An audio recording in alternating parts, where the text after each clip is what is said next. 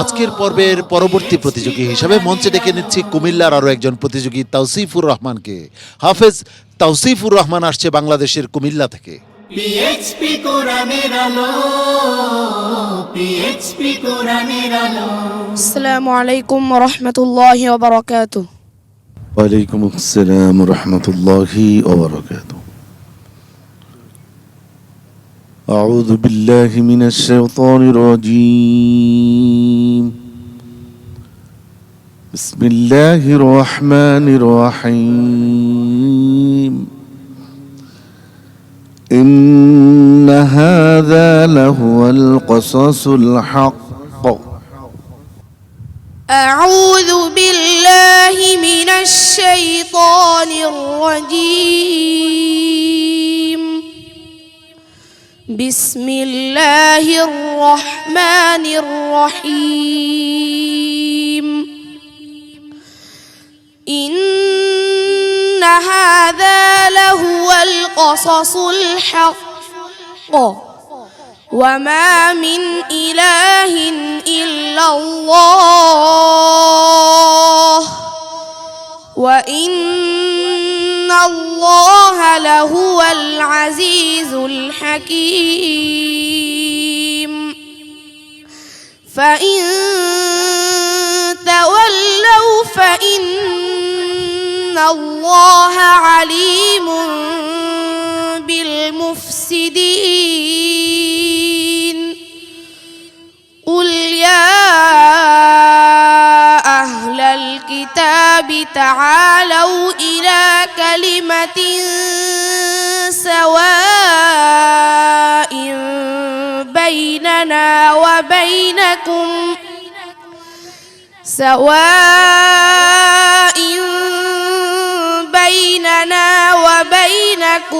ألا نعبد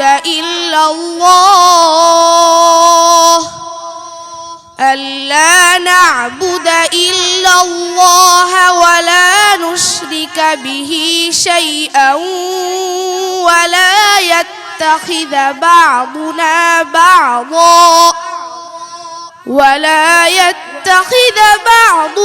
بعضا أربابا من دون الله. فإن تولوا فقولوا اشهدوا بأننا مسلمون. يا أهل الكتاب لم تحاجون في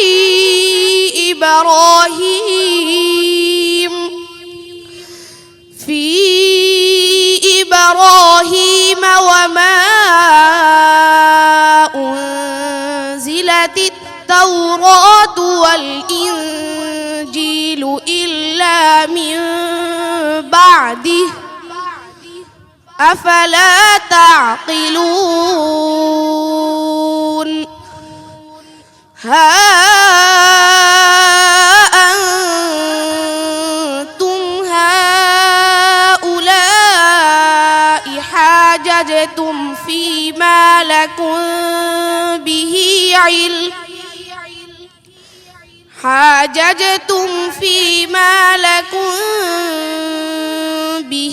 علم فلم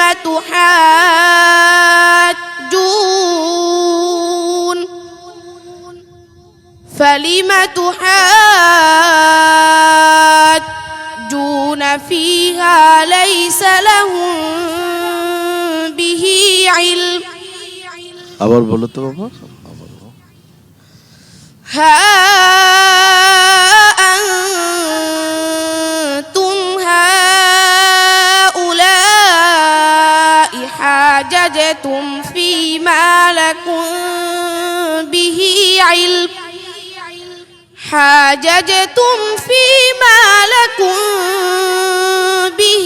علم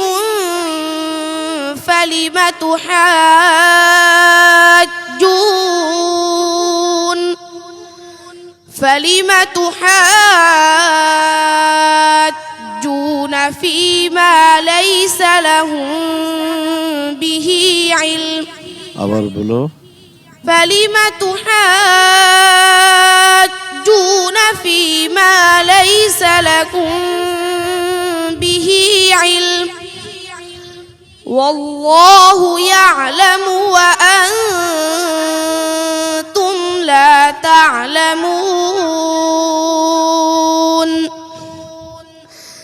ما كان إبراهيم يهوديا ولا نصرانيا ولكن كان حنيفا مسلما وما كان من المشركين إن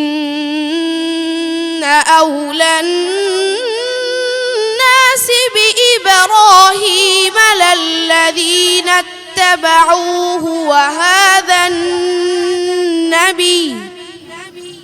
وهذا النبي والذين آمنوا والله ولي المؤمنين হাসবুক।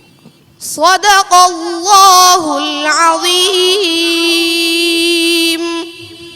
পিএইচপি কোরআনের আলো, পিএইচপি কোরআনের মাশাআল্লাহ আলো। তাওসিফুর রহমান, আজকে তোমার পারফরমেন্স কেমন ছিল জেনে আসবো সম্মানিত বিচারকের কাছ থেকে। হাফিজ মাওলানা আবু ইউসুফ। তৌসিফ, এখানে আছে পি মা, তুমি বললো পি হা, যদিও নিজে আবার ঠিক করে নিলা। এরপরে আরেকটি মিস্টেক তোমার, সেটা হলো লাইসা লাকুম, তুমি বললা লাইসা লাহুম।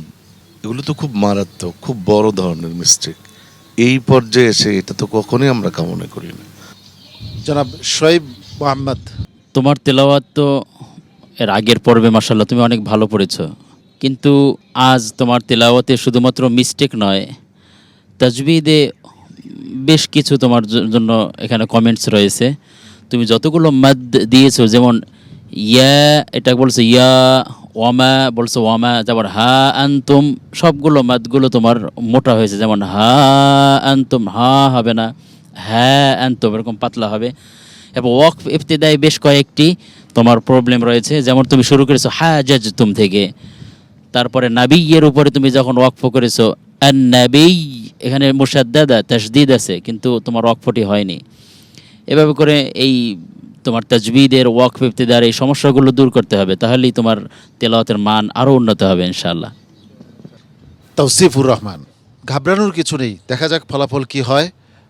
দোয়া করছি ভালো কিছু হবে ইনশাআল্লাহ। السلام عليكم ورحمة الله وبركاته পিএইচপি কোরআনের আলো।